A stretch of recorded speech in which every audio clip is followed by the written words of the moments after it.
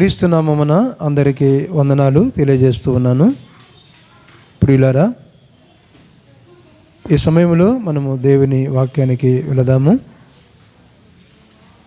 Bible గ్రంథంలో నుండి నిర్గమాకాండము 34వ అధ్యాయంలో ఉన్నటువంటి అంశాలను మనము ధ్యానం చేసుకుందాం. నిర్గమాకాండం 34వ అధ్యాయము అక్కడి నుంచి 10 వచనాల వరకు ఉన్నవి. అయితే 2వ వచనం 3వ వచనం చదువుకుందాం. తర్వాత 9, 10 వచనాలు మనము చదువుకుందాం. ఉదయమున నీవు సిద్ధపడి ఉదయమున సీనాయి కొండ ఎక్కి అక్కడ శిఖరం మీద నా సన్నిధిని నిలిచి ఉండవలెను. ఏ నరుడును నీతో ఈ కొండకు రాకూడదు. ఏ నరుడును ఈ కొండ మీద ఎక్కడైనను కనపడకూడదు. ఈ కొండ ఎదుట గొర్రెలైనను ఎద్దులైనను మేయకూడదని సెలవిచ్చును. 9, 10 వచనాలు. ప్రభువా, నా మీద నీకు కటాక్షము కలిగిన ఎడల నా మనవి ఆలకింపుము. దయచేసి నా ప్రభు మా మధ్యన నుండి మాతో కూడా రావలేను. వీరు లోబడలని ప్రజలు మా దోషములు మా పాపములు క్షమించి మమ్మను నీ స్వాస్థ్యముగా చేసుకునమనెను. అందుకైనా ఇదిగో నేను ఒక నిబంధన చేయుచున్నాను. భూమి మీద ఎక్కడైనను ఏ జనములోనైనను చేయబడిన అద్భుతములు నీ ప్రజలందరి ఎదుట చేసేదను. నీవు ఏ ప్రజలను అడగమన్నావో ఆ ప్రజలందరూ యెహోవా కార్యములు చూచెదరు. నేను నీ ఎడల చేయబోన్నది భయంకరమైనది. దేవునికి స్తోత్రం. దేవుడి మాటలు దీవించి బలపరచునుగాక. ప్రియులారా, ఫాస్టింగ్లో ఉన్నాం అని మనము అనుకుంటున్నాం. ఫాస్టింగ్లో ఉన్నాం. ఎవరెవరు ఎలా ఫాస్టింగ్ చేస్తూ ఉన్నారో అది ప్రభు చూస్తూనే ఉన్నాడు. ఫాస్టింగ్ చేయటం మంచిది. ఎప్పుడు నేను చెప్తాను, ఫాస్టింగ్ చేయటం మంచిది. కఠినంగా, ఎంత కఠినంగా చేస్తే అంత మంచిది. ఎంత కఠినంగా చేస్తే అంతగా దేవుడు మనతో ఉంటాడు. మన ప్రార్థన అయినా ఆలకిస్తాడు. తప్పనిసరిగా అయినా ఆలకిస్తాడు. దేవునికి స్తోత్రం. ప్రియులారా, ఆదివారం ప్రార్థనకు వస్తున్నాం కదా, కనుక ఈ విషయాలు మనం జ్ఞాపకం చేసుకోం. ఎందుకంటే మన ఫ్రైడే ప్రేయర్ జరిగింది. ప్రేయర్లో నేను కొన్ని నేర్చుకునేటివి ఉన్నాయి. ఏమిటి అంటే, ప్రార్థన ఉదయం 7 గంటల నుంచి సాయంకాలం 7 గంటల వరకు, అంటే 12 గంటల వరకు. మాకు 12 గంటల నుండి 2 గంటల వరకు ఇచ్చారు. మేము 11 గంటల నరకి, అంటే 11:30కి 11:30 అక్కడికి వెళ్ళాం. ఆ దైవజనుడు చెప్తున్నాడు, అంటే మధ్యలో అడిగాను నన్ను 2 గంటల సమయంలో వెళ్తారా మీరు అని. ఆ తర్వాత తను చెప్పిన విషయం ఏంటంటే, ఉదయం 7 గంటల నుండి తిరిగి 7 గంటల వరకు ఇలానే ప్రేయర్లో ఉన్నాను అని. 12 గంటలు. చాలా అద్భుతమైనటువంటి అనుభవం. అంటే మేము ఫాస్టింగ్ ఉన్నప్పుడు మధ్యాహ్నం 12 నుంచి 7 వరకు, రాత్రి 9 నుంచి 12 వరకు అలా ఉండేవారు. అరే నాకంటే ఇంకా ఎక్కువగా వీరు ప్రార్థన చేస్తూ ఉన్నారు, అంటే బలమైన వారు ఉన్నారు, నేను కూడా నేర్చుకోవాలి కదా అని నాకు అనిపించింది. ఆ దైవజనుడు థామస్ దైవజనుడు అంటారు, రాత్రి 4 గంటలకు లేచాను, తిరిగి పనులు చూసుకొని 7 గంటలకల్లా ఇక్కడ దేవుని సహవాసంలో ఉన్నాను. 7 గంటల నుంచి 7 గంటల వరకు 12 గంటలు. పిల్లరా, మనము క్యాలిక్యులేషన్ చేసుకోవాలి, యవనస్తులు కూడా క్యాలిక్యులేషన్ చేసుకోవాలి. How much time is spend in God, with God, అది మనం జ్ఞాపకం చేసుకోవాలి. మనము ఆశీర్వాదించబడాలి, ఫలాలు రావాలి అంటే భౌతికంగా మనం అంతా వెతుకుతూ ఉంటాం, భౌతికంగా ప్రయత్నం చేస్తూ ఉంటాం,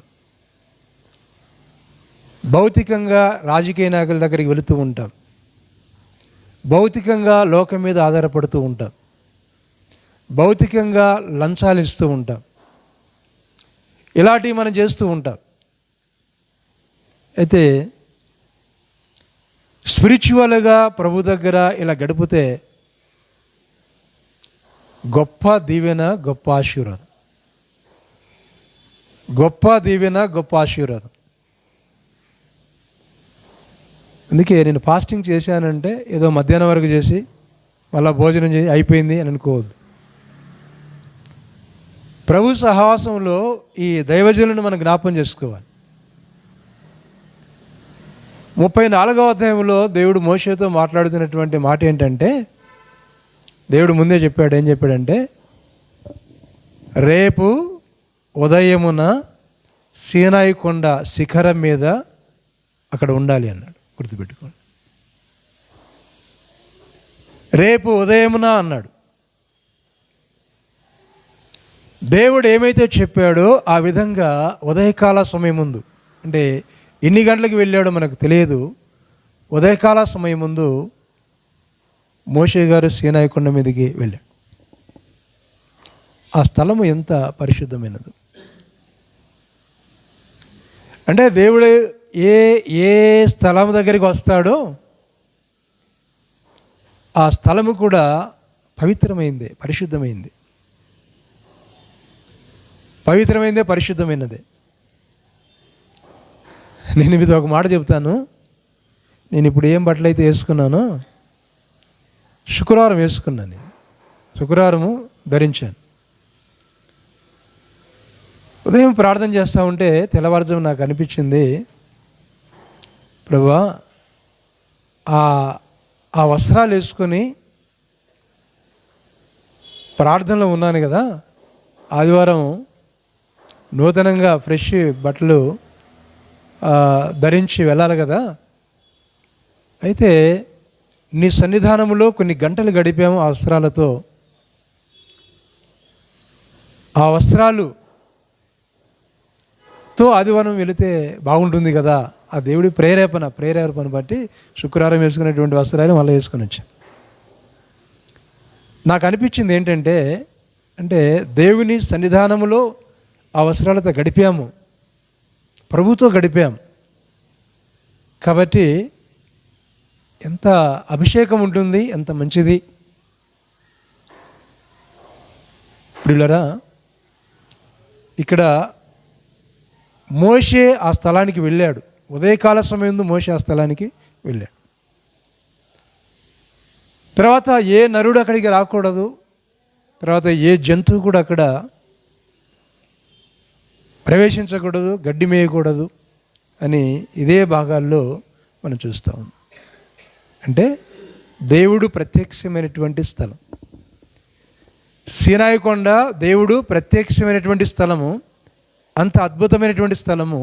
ఆ స్థలములో దేవుడు మోషేతో మాట్లాడుతున్నటువంటి సందర్భాన్ని ప్రియులారా బైబిల్ గ్రంథంలో మనం ఇక్కడ చూస్తాం. చాలా అద్భుతం. కరెక్ట్ టయానికి మోషే ఏ టయానికి రావాలో ఆ టయానికి వచ్చేసాడు. ఏ టయానికి రావాలో అట ఉదయం రావాలన్నాడు దేవుడు, ఉదయం రావాలన్నాడు, ఉదయం వచ్చేసి వచ్చే ముందు ఏం చేయాలి మోషే అంటే, మోషే పలకలు సిద్ధపాటు చేసుకోవాలి. 34వ అధ్యాయంలో పలకలు సిద్ధపాటు చేసుకోవాలి. 32వ అధ్యాయంలో అక్కడ దేవుడు ఆయనే పలకలు సిద్ధపాటు చేశాడు, ఆయనే వ్రాశాడు. ప్రజల యొక్క అవిధేయతను బట్టి ఆ యొక్క పలకలు అక్కడ పగిలిపోయాయి, కిందేసేసాడు. ఇప్పుడు దేవుడు మాట్లాడుతూ ఉన్నాడు మోషేతో. ఏం మాట్లాడుతున్నాడంటే, పలకలు నువ్వే చేసుకోవాలి, పలకలు నువ్వే సిద్ధపరచుకొని రేపు ఉదయం అక్కడికి రావాలి అని అంటే, దేవుడు ఏమైతే ఆర్డర్ ఇచ్చాడో ఆ ఆర్డర్ చొప్పున కరెక్ట్గా ఉదయకాల సమయం ముందు మోషే సీనాయి పర్వతం మీదకి వచ్చినట్టుగా చూస్తాం. టైం అంటే టైమే, గుర్తుపెట్టుకోండి. అంటే నేను ఎప్పుడో వచ్చినా పర్వాలేదులే, ఎప్పుడు వెళ్ళినా పర్వాలేదులే, మందిరానికి ఎప్పుడు వెళ్ళినా పర్వాలేదులే అని అలా టచ్ అయిపోతే సరిపోతుందిలే, ఏదో సమయంలో వెళ్ళిపోతే సరిపోతుందిలే అనేటువంటి భావన ఎప్పుడు ఉండకూడదండి. ఎలా ఉండాలంటే పర్ఫెక్ట్ ఉండాలి, చాలా పర్ఫెక్ట్ ఉండాలి. నీకు రేపటి గురించి నీకు తెలియదు, రేపటి గురించి నీకు తెలియదు. మన దగ్గరికి పిల్లలు వికాస్ విక్రమ్ వాళ్ళు వస్తూ ఉన్నారు. అంతకుముందు వారం నాతో ఏం చెప్పారంటే, అంకుల్ మేము ఈ వారం ఉండలేము కానీ యూత్ మీటింగ్లో వచ్చే వారం ఉంటాము అంకుల్ అన్నారు. మాతో చెప్పారు. సరే అన్నాను. నిన్నటి వారం రాలేదు. ఫోన్ చేశాను, అడిగాను ఏమైంది అంటే, అంకుల్ ఊరికి వెళ్ళాము, మా రిలేషన్స్లో 27 years ఉన్నటువంటి యవనస్తుడు చనిపోయాడు. రేపటి గురించి ఏం మాట్లాడుతున్నాం? ఈరోజు రాలేము, రేపు వస్తాము అంటున్నాం. రేపు వస్తావని నీకు ఎలా తెలుసు? ఏమి జరిగింది, రేపేమి జరిగింది, ఎక్కడికి వెళ్ళిపోయావు? పిల్లరా, ఉన్న సమయంలో ఏమైతే దేవుడు సమయాన్ని ఇస్తాడో ఆ సమయాన్ని మనం ఖచ్చితంగా జాగ్రత్తగా వాడుకో. ఒక 5 నిమిషాలు 10 నిమిషాలు అనేదిగా దేవుడు ఇచ్చిన సమయం, ఆయన ఎంత ఇస్తాడో ఆయన ఇచ్చిన సమయంలో కంప్లీట్గా ప్రభుతో గడిపితే గొప్ప ఆశీర్వాదాలను మనము పొందగలం, గొప్ప ఆశీర్వాదాలను మనం పొందగలం. ప్రియులరా, ఎలా ఉన్నాడు మోషే అంటే, ఇక్కడే 34వ అధ్యాయము 9వ వచనం 30వ వచనంలో చూస్తే, మోషే ముఖము ప్రకాశించెను. ప్రకాశించాలంటే మనం ఏం చేస్తున్నాం? ఇప్పుడేమో ఫేస్ వాషింగ్ అని అవన్నీ వచ్చాయి, అవన్నీ చేస్తూ ఉన్నాం, అంటే అందంగా కనిపించాలి అని. ప్రియులారా, ఇక్కడ ఏమైనది? మోషే యొక్క ముఖం ఏమైనది అంటే ప్రకాశించినది. మోషే యొక్క ముఖము ప్రకాశించింది. ఏం తిన్నాడు మోషే? ఏ ఆహారం తీసుకున్నాడు మోషే? ఏ బిర్యానీ తిన్నాడు మోషే? ఏ దేవదూతలు తినే ఆహారం తిన్నాడు మోషే? మోషే భోజనము చేయలేదు, నీళ్ళు త్రాగలేదు. చూడండి, భోజనము చేయలేదు, నీళ్లు త్రాగలేదు. భోజనము చేయలేదు, నీళ్లు త్రాగలేదు. అలాంటి కండిషన్లో మోషే లోకరీతిగా ప్రాణం పోవాలి. ఒకవేళ సైంటిఫిక్గా 40 దినాలు ఆహారం తినకపోతే చనిపోకపోవచ్చు, కానీ తను లేట్ అని కూడా శక్తి లేనటువంటి పరిస్థితిగా ఉండాలి, నీళ్లు తాగకుండా భోజనం చేయకుండా ఉండినట్లయితే. ఎందుకు మాట్లాడుతున్నాం అనగా, దేవుని సన్నిధి ఎంత ప్రశస్తమైనదో గమనించు. దేవుని సన్నిధి ఎంత ప్రశస్తమైనదో. ప్రియులరా, నేను ప్రభువుని నమ్ముకున్నాను, నేను విశ్వాసిని, మా మెంబర్షిప్ సంఘములో ఉన్నది అనేది కాదు, కానీ you should be contact with God. You should communication with God. ఎలా ఉండాలంటే దేవునితో సహవాసం, రిలేషన్షిప్, సంబంధం, కమ్యూనికేషన్స్ ఉండాలంటే ఎప్పుడూ దేవునితో ఉండాలి,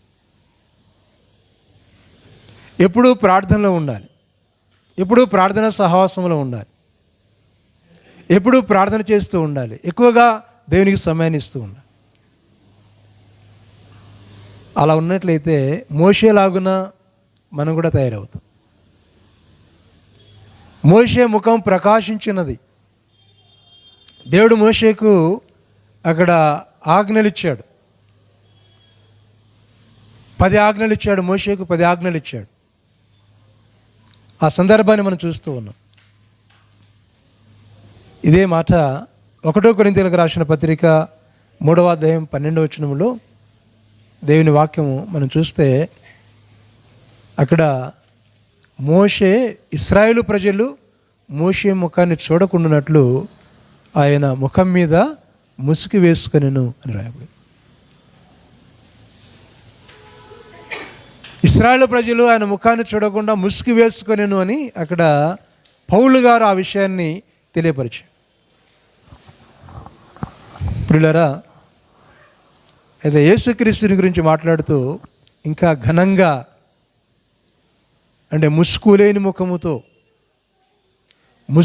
ముఖముతో మనము ఆయన్ను మనం చూడగలము అన్న సందర్భం. ఇప్పుడు చాలామంది పెద్ద పెద్ద సంఘాల్లో చాలామంది వాక్యమే మాకు ఆధారము అని అంటున్నారు. ఏంటంటే వాక్యమే మాకు ఆధారం, వాక్యం ద్వారానే దేవుడు మాట్లాడుతున్నాడు.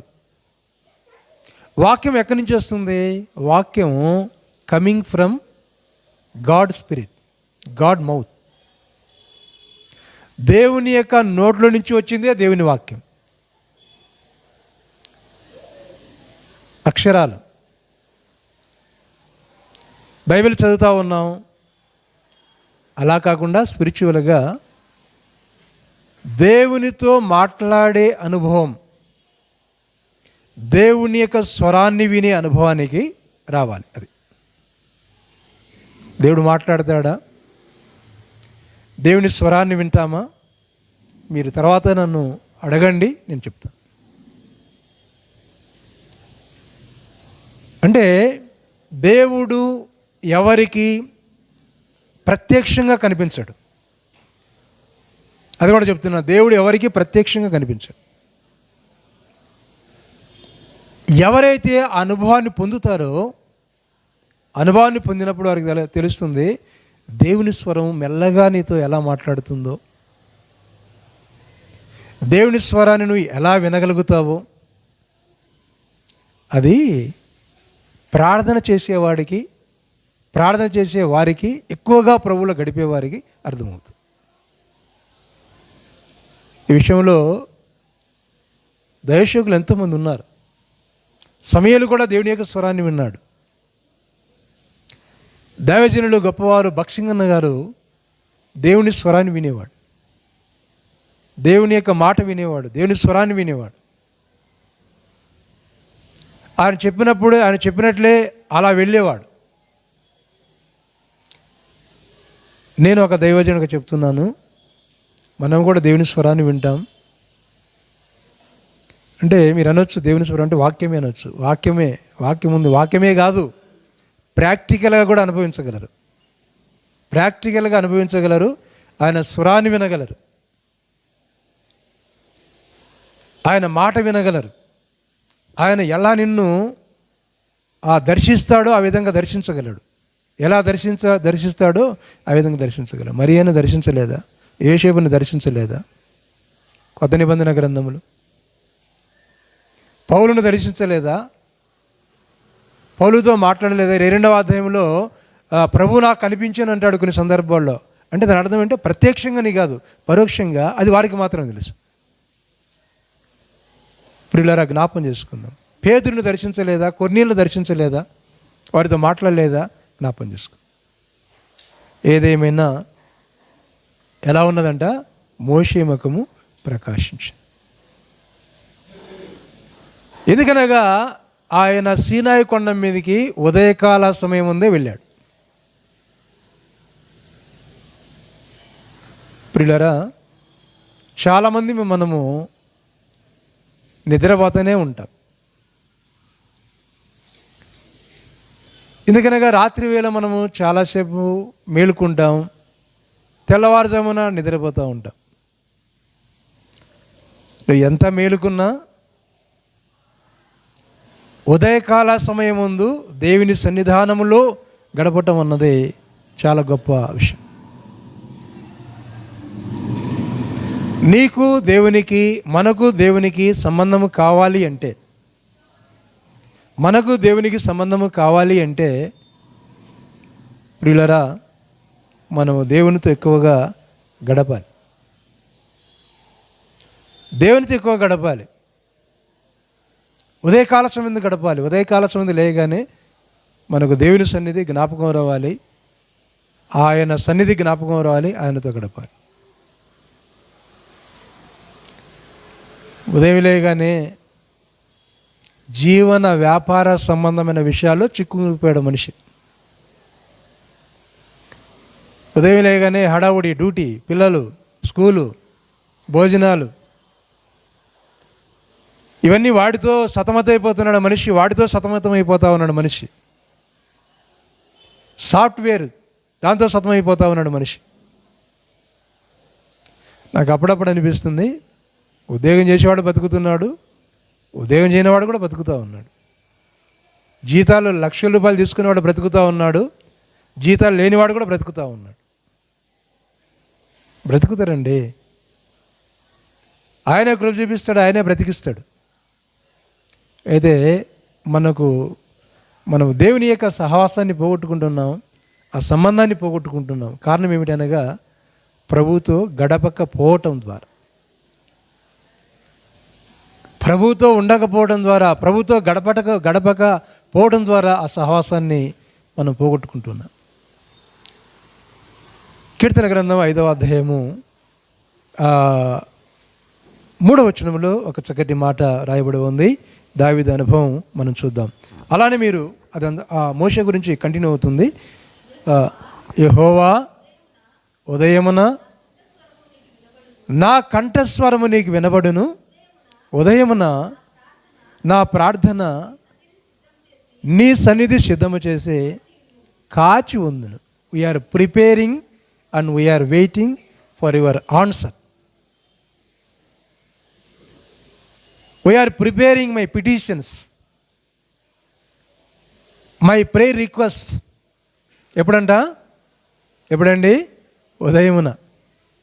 ఉదయమున నేను సిద్ధపాటు చేసుకొని నీ సన్నిధానంలో ఉంచి తర్వాత నేను కాచి ఉందును అని దావీదు కీర్తనలో మనం చూస్తాం.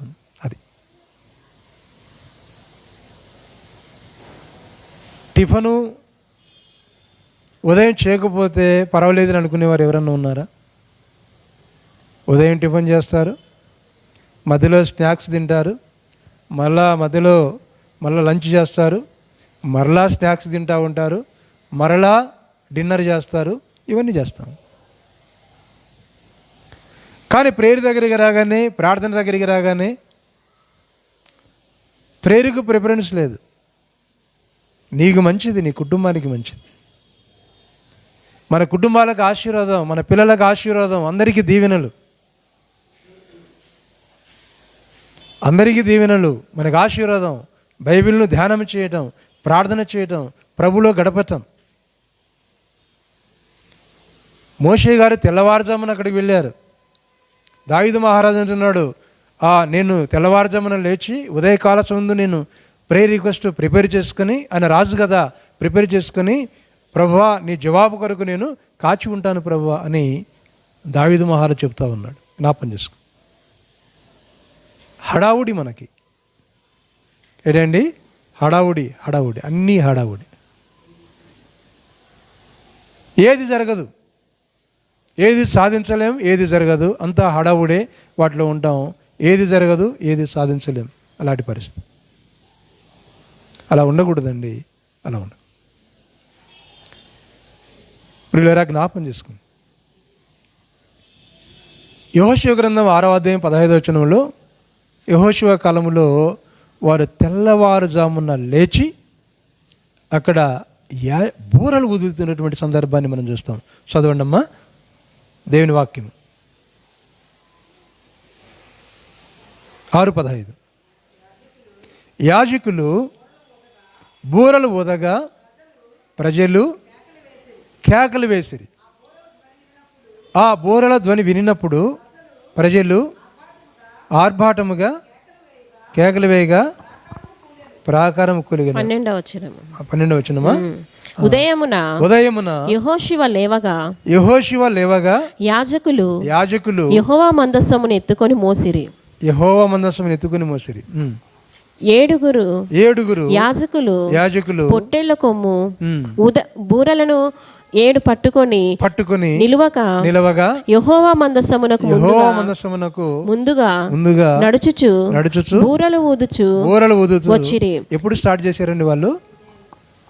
Early morning. ఏదైనా పని జరగాలంటే మనం ఎర్లీ మార్నింగ్ లేస్తాం కదండి, ఎర్లీ మార్నింగ్ చేస్తాం. ఇక్కడ కూడా మనం చూస్తూ ఉన్నాం ఉదయకాల సమయం ఉంది. ఎప్పుడంట? ఉదయకాల సమయం. ఉదయకాల సమయం ముందు అక్కడ యాజకులు ఉన్నారు, బూరలు తీసుకున్నారు, బూరలు ఊతా ఉన్నారు. అదే ప్రార్థన. దాని సందర్భం ఏంటంటే ప్రార్థన. అలా చేస్తే ఇరుకు గోడలు ఏమయ్యాయంట? అవి కూలిపోయాయి. ఉదయం లేగానే ఏం మోసాలు చేయాలా, ఎంత డబ్బు సంపాదించాలా, ఎలాంటి మోసాలు చేయాలా, ఎవరిని చెరపాలా, ఇలాంటివి ఉండకూడదండి. అలాంటివి ఉండకూడదు. ఏం చేయాలి అంటే ప్రియులారా గమనించండి, ఉదయం లేగానే ప్రభువుని జ్ఞాపం చేసుకోవాలి, దేవుని సన్నిధిని జ్ఞాపం చేసుకో, దేవుని వాక్యాన్ని జ్ఞాపం చేసుకోవాలా, ధర్మశాస్త్రాన్ని బైబిల్ గ్రంథాన్ని జ్ఞాపం చేసుకోవాలి. అది చాలా చాలా మంచిది. విలాప 2:19లో రేయి మొదటి జామున లేచి నీళ్లు కుమ్మరించినట్టుగా దేవుని సన్నిధిలో నీ హృదయమును కుమ్మరించు. ఎప్పుడండి? రేయి మొదటి జామున, తెల్లవారుజామున, రేయి మొదటి జామున ఆ విధంగా నీవు ప్రార్థన చేయాలి. ఆ విధంగా ప్రార్థన చేయాలి. ఉదయకాల సమయం ముందు ఆ విధంగా ప్రార్థన చేయాలి అన్న సందర్భాన్ని ప్రియ దేవుని బిడ్డలారా మనం చూస్తూ ఉన్నాం. దేవునికి స్తుతి. ప్రియులారా, దేవుడు పిలిచాడు మోషేను. మోషే కొండ మీదకి వెళ్ళిపోయాడు. ఇంకా నన్ను త్వరగా పంపించలేదు ప్రభు అని లేదు. 1 రోజు జరిగింది, 2 రోజులు జరిగింది, 3 రోజులు జరిగింది, ఇంకా ఇలా 40 దినాలు జరిగింది. అలానే ఉండిపోయాడు. అందుకే దేవుడు ఏమన్నాడంటే, మోషే ఆయన చాలా సాత్వికుడు అన్నాడు. సంఖ్యాకాండం 12వ అధ్యాయం 3వ వచనంలో ఈ సాత్వికం అన్నది ఉండాలండి. మన జీవితంలో సాత్వికం ఉండాలి. యెహోవా ఆ మాట వినెను. మోషే భూమి మీద ఉన్న వారందరిలో మిక్కిలి సాత్వికుడు. ఎందుకన్నాడు? సాత్వికం ఉన్నది కాబట్టి 40 దినాలు అక్కడ ఉన్నాడు, ప్రార్థనలో ఉన్నాడు. అందుకే మోషే ప్రార్థన పరుడు అండి. మోషే ప్రార్థనా పరుడు. ఒకప్పుడు హత్య చేశాడు, అది వేరే సంగతి. ఐగుప్తుని ఇక్కడ చంపేశాడు. దేవుని ఎరిగాడు, దేవుడు పిలిచాడు. మోషే మంచి నాయకుడు, దైవజనుడు. భూమి మీద ఉన్నటువంటి వారిలో ఆయన ఏమిటి అంటే ఆయన సాత్వికుడు అని చూస్తూ ఉన్నాం. ఆయన ఎవరండి? సాత్వికుడు. ఆయన సాత్వికుడు. భూమి మీద ఉన్నటువంటి వారిలో ఆయన సాత్వికుడు. జ్ఞాపం చేసుకో. దేవుని బిడ్డలకు ఏముండాలి? సాత్వికం ఉండాలి. సాత్వికము, దీర్ఘశాంతము, మంచితనము, ఆశా నిగ్రహము. ఏంటంటే అక్కడ సాత్వికం వచ్చింది కదా, మీక్నెస్ అంటారు. సాత్వికం సాత్వికం. నేను మధ్యాహ్న టైంలో ఫోన్ చేశాను రాహుల్కి. ఫోన్ ఎత్తలే, 2 సార్లు చేశాను, ఎత్తలే. ఆ తర్వాత అనే ఫోన్ చేశాడు. ఫోన్ చేసి, అంకుల్ నువ్వు ఫోన్ చేసినప్పుడు నేను ప్రార్థన చేసుకుంటున్నాను అంకుల్ అన్నాడు. చాలా సంతోషం నాన్న అని చెప్పాను. పిల్లలు చూడండి, ప్రార్థన ఎంత విలువైనదో. ఎక్కువగా బలమైన సమస్యలు వచ్చినప్పుడు బలముగా ప్రార్థన చేయాలి. ఇంకా ఉపవాసం ఉండి ప్రార్థన చేయాలి. బలంగా ప్రార్థన చేస్తే దేవుడు తప్పనిసరిగా తన కార్యాలను ఆయన జరిగిస్తాడండి, తప్పనిసరిగా జరిగిస్తాడు. మోషే భూమి మీద ఉన్న వారందరిలో ఆయన మిక్కిలి సాత్వికుడు. ఎవరటైనా సాత్వికుడు, మిక్కిలి సాత్వికుడు. రెండవదిగా పౌలు గారు అంటారు, హెబ్రీయులకు రాసిన పత్రికలో దేవుని వాక్యాన్ని 3వ అధ్యాయం 5వ వచనంలో చూసినప్పుడు అంటాడు, ఆయన నా ఇల్లంతటిలో నమ్మకమైనవాడు. నా ఇల్లంతటిలో నమ్మకమైనవాడు. దేవునికి స్తోత్రం.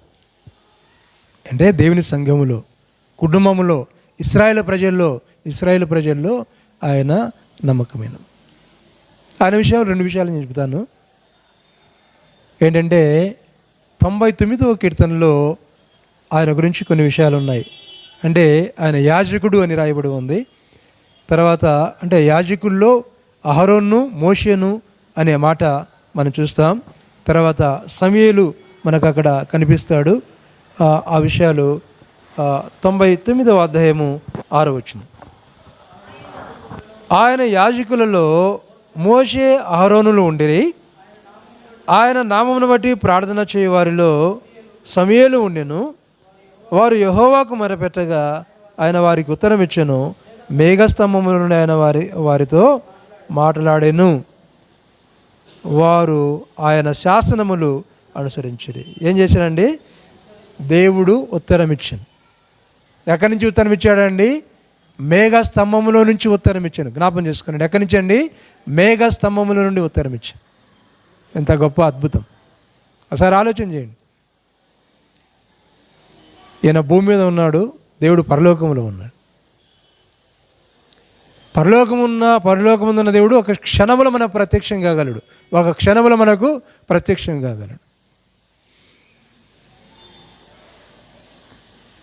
ప్రియులారా, నేను ఆ చీరాల వ్యవసాయంలో ఒక మిస్టేక్ జరిగిందిలేండి. జరిగిన తర్వాత మరలా నేను ఒంగోలు రావాల్సి వచ్చింది.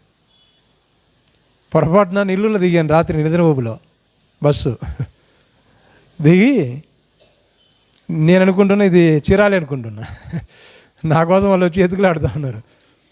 సరే, అది అయిపోయింది. ఇంకా మళ్ళా ఇంకొక బస్సుకి మళ్ళా 3 గంటలు ఎక్స్ట్రా అయింది నాకు. 7:30 దిగాల్సినటువంటి వాడిని 10:30కు పోయినా చీరాలి.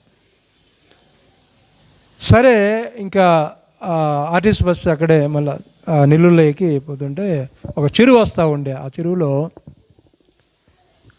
సూర్యుడు కనిపిస్తూ ఉన్నాడు. నేను అనుకున్నాను, ఇదే సూర్యుడు నేను ఒంగోలు దరిదాపు ఒంగోలులో ఆ సూర్యుడు అక్కడ నీళ్ళ మీద పడితే సూర్యుడు కనిపిస్తూ ఉన్నాడు. ఇదే సూర్యుడు బెంగళూరులో నీళ్ళు ఉంటే ఆ నీళ్ళ మీద కూడా అదే సూర్యుడు కనిపిస్తాడు కదా అనుకున్నాను. అలానే ఒక్క నిమిషంలో ఆయన ప్రార్థన చేసినప్పుడు మేఘస్తంభముల నుంచి ఆయన స్వరం, ఎక్కడండి? మేఘస్తంభం నుంచి ఆయన యొక్క స్వరం వినపడి ఉత్తరం ఇచ్చాడు. మాట అంత గొప్ప కార్యం అండి. చూడండి, దేవుని కార్యం. మనకు ఆర్థిక ఇబ్బందులు వస్తున్నాయి, సమస్యలు వస్తున్నాయి, బాధలు వస్తున్నాయి, రోగాలు వస్తున్నాయి. రోగాలు వచ్చేవారు చాలామంది ఉన్నారు, రోగాలతో బాధపడేవారు చాలామంది ఉన్నారు. వీటిని జయించాలంటే నేను ఎవరో ఆయన ప్రార్థన చేస్తే, ఇంకొకన్నా ప్రార్థన చేస్తే అది తర్వాత విషయం. అక్కడ నీకు కావచ్చు, కాకపోవచ్చు, అందరికి కావు. దేవుడు అందరికీ చేయడు. తన కార్యాన్ని తన హస్తబలం చేత ఆయన శక్తి నిరూపించుకోవడానికి కొన్ని సందర్భాలు చేస్తాడు అంతే. ఆయనకు అభిషేకం ఉంది, రమేష్ పాస్టర్కి అభిషేకం లేదు అనేది కాదు. ప్రియులారా, జ్ఞాపం చేసుకోనండి, నీవు దేవుని సన్నిధానంలో మొరపెట్టాలి, అడగాలి, దేవుని బతిమలాడాలి. నేను చెప్తాను, మా అమ్మ విషయంలో, మా నాన్న విషయంలో నేను అవే చూశాను. 2013 సంవత్సరంలో మా అమ్మకి పెరాలసిస్ వచ్చిండే, కాలు చేయి 2 పడిపోయినాయి. అప్పుడు నేను వర్క్లో ఉన్నాను, ఫుల్ బుక్ వర్క్లో ఉన్నాను. అక్కడ మేము కర్నూలు వెళ్ళాం, ఇక నుంచి వెళ్ళి కర్నూలు వెళ్ళాం. అడ్మిట్ చేయమన్నారు. నేను ప్రార్థన చేశాను, ఆ రిసెప్షన్లో ఉండి ప్రార్థన చేశాను. ప్రార్థన చేస్తే నేను దేవుని స్వరాన్ని విన్నాను, చెప్తున్నాను, దేవుడు నాతో మాట్లాడాడు. ఇక నుంచి బెంగళూరు వెళ్ళాను. ఇంకా ఇమ్మీడియట్లీ నేను చెప్పాను, 5 నిమిషాలు టైం అని చెప్పాను, ప్రార్థన చేసుకున్నాను, దేవుని స్వరాన్ని విన్నాను. మా అమ్మని తీసుకొని బెంగళూరు తీసుకొని వచ్చాను. సెంట్ జాన్ అందరికీ తెలుసు, చాలామంది కాబట్టి వాళ్ళకి. 2 నెలల్లో ఆమె కాళ్ళు చేతులు వచ్చాయి, నడిచింది. మీకు తెలుసు చాలామందికి. మా నాన్న విషయం కూడా చాలాసార్లు అలా అవుతున్నప్పుడు, ఇది ఇక్కడ కాదు, ఎక్కడికో వెళ్ళాలి అనేటువంటి సందర్భాల్లో, ప్రభు నేను బెంగళూరులో ఉన్నాను, ఏంటి ప్రభు నాకు ఈ కష్టం అని నేను చాలాసార్లు ప్రార్థన చేసినప్పుడు ప్రతిసారి దేవుడు జవాబిస్తూ తర్వాత ఆయనకు స్వస్థత జరుగుతూనే ఉన్నది. దేవునికి స్తోత్రం. ఎలాగంటే ఏళ్ళు పోవడమే కాదు, కాళ్ళల్లో కూడా రంధ్రాలు ఏర్పడతా ఉన్నాయి, కాళ్ళల్లో ఆయనకు ఒత్తులు పెడతా ఉన్నారు. అలాంటి కండిషన్, ఒత్తెక్కిస్తూ ఉన్నారు, పొడి ఒత్తెక్కిస్తూ ఉన్నారు. అలాంటి కండిషన్లు కూడా దేవుడు. కానీ ఆయన కండిషన్ లేక ప్రాబ్లం జరిగింది. మొన్న కూడా ఆయన కండిషన్ లేక ప్రాబ్లం జరిగితే మళ్ళా ఒక ఏళ్ళు పోవడం జరిగింది. మళ్ళీ సెంటర్ బొక్కబడింది, అరికాలకు బొక్కబడితే ఒత్తి పెట్టి లోపలికి చేశారు. మళ్ళీ అది కూడా హీల్ అయిపోయింది. ఎప్పుడైనా బాగా కావాలంటే కండిషన్, అంటే దేవుడు మనకు దేహాన్ని ఇచ్చాడు, దాన్ని కాపాడుకునే విషయంలో మన చేతిలో ఉంది. మనం ప్రార్థన చేస్తున్నా దేవుడు చేస్తాడు. ప్రియులారా, ఇక్కడ మోషే ప్రార్థన చేయగా దేవుడు ఉత్తరం ఇచ్చాను. ఇశ్రాయేలు ప్రజలు తప్పిపోయినప్పుడు 106వ కీర్తన చూడండి, 23వ వచనం. ఇక్కడే కీర్తన గ్రంథం 106వ అధ్యాయం 23వ వచనం. అప్పుడు ఆయన, నేను వారిని నశింపచేసేదను. ఎవరినండి? ఇశ్రాయేలు ప్రజలను నేను వారిని నశింపచేసేదను. అయితే ఆయన వారిని నశింప చేయకుండానట్లు ఆయన కోపము చల్లార్చుటకై ఆయన ఏర్పరచుకున్న మోషే ఆయన సన్నిధి నిలిచి అడ్డుపడెను. దేవునికి స్తోత్రం. దేవుని శాపము ఎవరికి వస్తున్నదండి? ఇశ్రాయేలు ప్రజలకు వస్తున్న దేవుని శాపం. అలా వస్తూ ఉంటే ఎవరు అడ్డుపడ్డారనగా మోషే అడ్డుపడ్డాడు. ఎందుకంటే ప్రార్థనా పరుడు. నేను కూడా చెప్తున్నాను, ప్రార్థన చేశాడు కనుకనే మా అమ్మను బ్రతికించాడు. మేము అనుకున్న 2013 సంవత్సరంలో చనిపోవలసింది. మాకు చాలా ఇబ్బంది. ఎవరుండి, నేను ఒక్కనే ఉండేది, ఎవరు లేరు, చాలా ఇబ్బంది. ప్రియులారా గమనించండి, మోషే అడ్డుపడెను. దేవుడు ఆదుకున్నాడు, అడ్డుపడ్డాడు. సరే, మోషే అడ్డుకుంటే దేవుడు క్షమించినటువంటి సందర్భాన్ని బైబిల్ గ్రంథం మనం చూస్తున్నాం. మోషే ఎలాంటి వాడు తెలుసా? మోషేతో దేవుడు మాట్లాడేవాడు. 33వ అధ్యాయం మనం చూస్తాం, నిర్గమకాండం 33వ అధ్యాయం. ఎందుకనగా మనము అలాంటి అనుభవానికి రావాలంటే ఇలాంటి ప్రార్థన జీవితాన్ని కలిగి ఉండాలి అని దేవుని యొక్క వాక్యము సెలవిస్తూ ఉంది. 33వ అధ్యాయం 11వ వచనం చూడండి. మనుష్యుడు తన స్నేహితునితో మాట్లాడినట్టు యెహోవా మోషేతో ముఖాముఖిగా మాట్లాడుచుండెను. తర్వాత అతడు పాలెములోనికి తిరిగి వచ్చుచుండెను. చూడండి, ముఖాముఖిగా అంటే పరోక్షంగా, ప్రత్యక్షంగా కాదు, పరోక్షంగా. అంటే ఆయన కూడా, అయ్యా నిన్ను చూడాలని అంటే నన్ను చూడలేవన్నాడు కదా దేవుడు. అయితే దేవుని స్వరము అంటే ముఖాముఖిగా, ప్రత్యక్షంగాని కాదు, ముఖాముఖిగా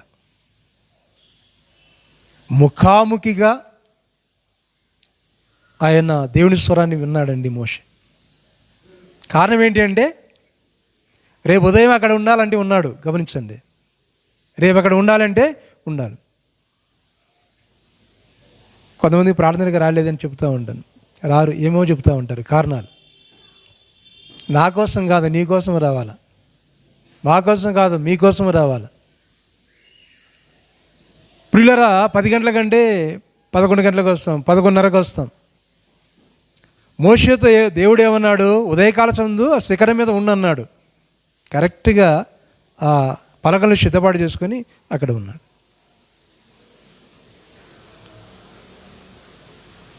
నాకు గాడిద ఎక్కడానికి లేదు, గుర్రం ఎక్కడానికి లేదు, బస్సు లేదు, సైకిల్ లేదు, వెహికల్ లేదు, కారు లేదు, ఈ కాదు.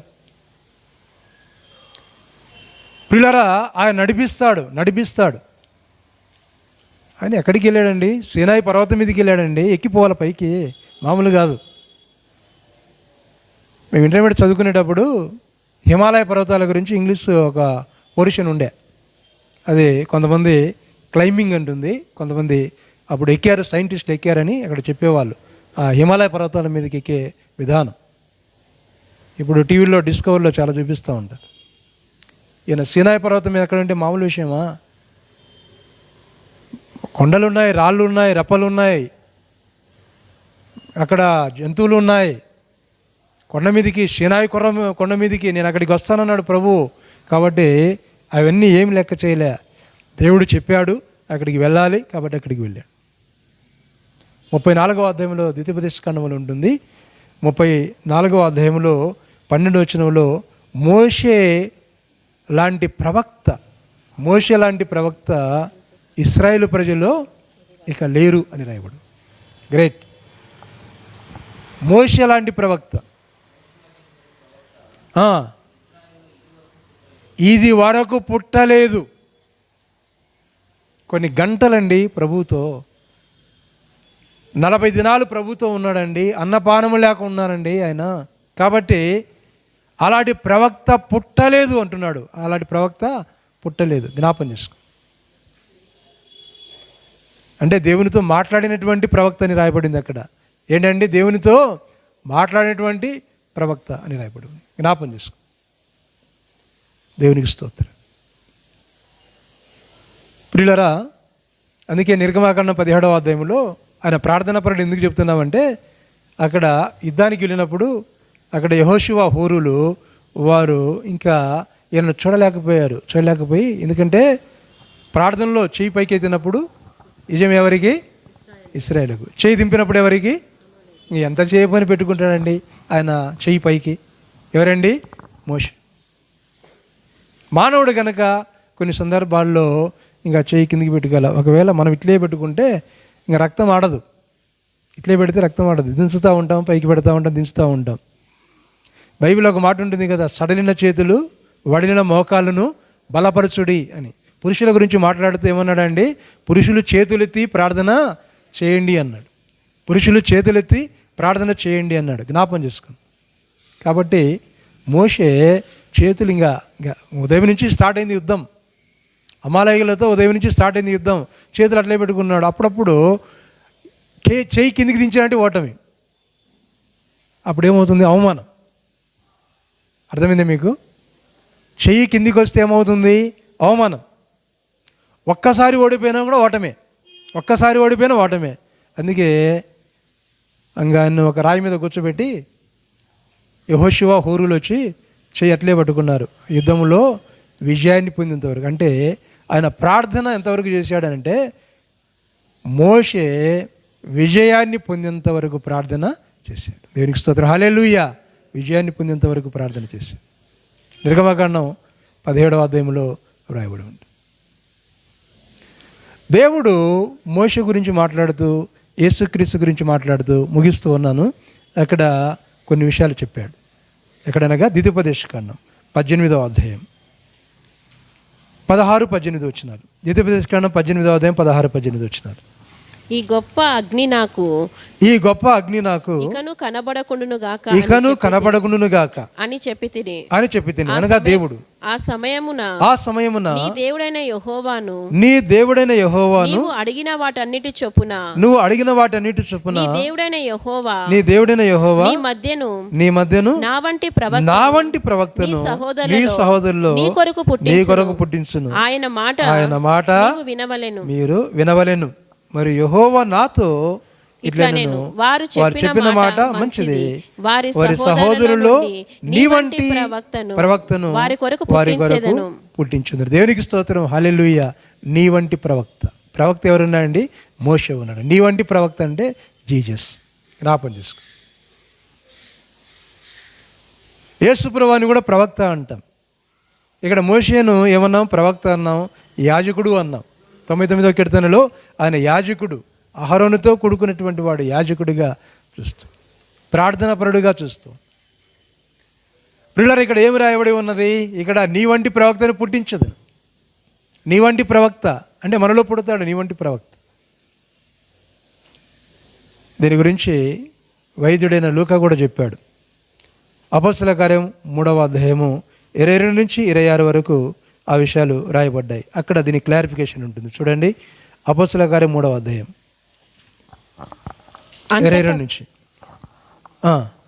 మోషే ఇట్లా నిన్ను ప్రభువైన యెహోవా ప్రభువైన దేవుడు నా వంటి ఒక ప్రవక్తను మీ సహోదరులలో మీ కొరకు పుట్టించును. ఆయన మీతో ఏమి చెప్పినను అన్ని విషయములలో మీరు ఆయన మాట వినవలెను. ఆ ప్రవక్త మాట విననివాడు ప్రజలలో ఉండకుండా సర్వనాశనం. అక్కడ 25వ వచనం అంటాడు, అంటే దేవుడు అబ్రహాముతో నీ సంతానమందు భూలోక వంశీయులని ఆశీర్వదించబడి చెప్పి నీ పితరులతో నిబంధన చేసిను, మీరు వారసులై ఉన్నారు. దేవుడు తన సేవకుని పుట్టించి మీలో ప్రతి వారిని వాని దుష్టత్వము నుండి మళ్లించటం వలన మిమ్మును ఆశీర్వాదించును. ఎవరి గురించి చెప్పాడండి? జీసస్ గురించి. దేవుని వాక్యాన్ని గమనించండి. ఎవరి గురించి చెప్పాడండి? జీసస్ గురించి. ఇంకా ఈయన ఎంత గొప్పవాడో. ప్రియులారా, అప్పుడు మధ్యవర్తిత్వం లేదు. అంటే దేవునికి మనిషికి మధ్యవర్తిత్వం లేదు. అందుకే అక్కడ దేవదూతలు వచ్చి మధ్యవర్తిత్వాన్ని మనం చూస్తాం యాకోబు జీవితంలో. ఇప్పుడు మధ్యవర్తిగా వచ్చాడు. యేసుప్రభువు వారు మధ్యవర్తిగా వచ్చాడు. ప్రవక్తగా ఆయన పుట్టాడు. ఆయన ద్వారా రక్షణ, దుష్టత్వం నుంచి రక్షణ, విడుదల. కనుక వాక్యము అంటే వాక్యమే. నేను వాక్యాన్ని తీసివేయడం లేదు, వాక్యమే. అన్నిటికీ వాక్యమే. అంటే ఈ వాక్యాలు అక్షరాల వరకే కాదు వాక్యం. నేనేమంటున్నానంటే పరిశుద్ధాత్మ దేవుడు మాట్లాడుతున్న మాట ఏంటంటే, దేవుడు నీతో మాట్లాడతాడు. దేవుని స్వరాన్ని నువ్వు వినగలుగుతావు. దేవుని స్వరాన్ని వినగలుగుతావు. వినగలిగినంతగా దేవునికి నువ్వు లోబడితే దేవుని స్వరాన్ని వినగలుగుతావు. దేవునికి స్తోత్రం. జ్ఞాపకం చేసుకో ప్రియులారా, ఆయన మన స్వరాన్ని వింటాడు. అందుకే గొప్ప కార్యాలు, మంచి కార్యాలు జరగాలి అంటే ఏం చేయాలండి? మనం ప్రార్థనలు ఎక్కువగా ఉండాలి, ఉపవాసములు ఎక్కువగా ఉండాలి, ప్రభువుతో ఎక్కువ గడపాలి. అలా గడిపినప్పుడు, అందుకే నేను చెప్తున్నాను కదా, బట్టలు ఎందుకు వేసుకొని వచ్చాను? శుక్రవారం బట్టలు అందుకే వచ్చాను. ప్రభుతో ఉన్నటువంటి బట్టలు. ప్రభువా మంచిదని జ్ఞాపం చేసుకుందాం. దేవుని సన్నిధి చాలా ప్రశస్తమైనది, ఆశీర్వాదకరమైనది. దేవునితో మనం ఉంటే అన్ని విషయాల్లో విజయాన్ని మనము పొందగలం.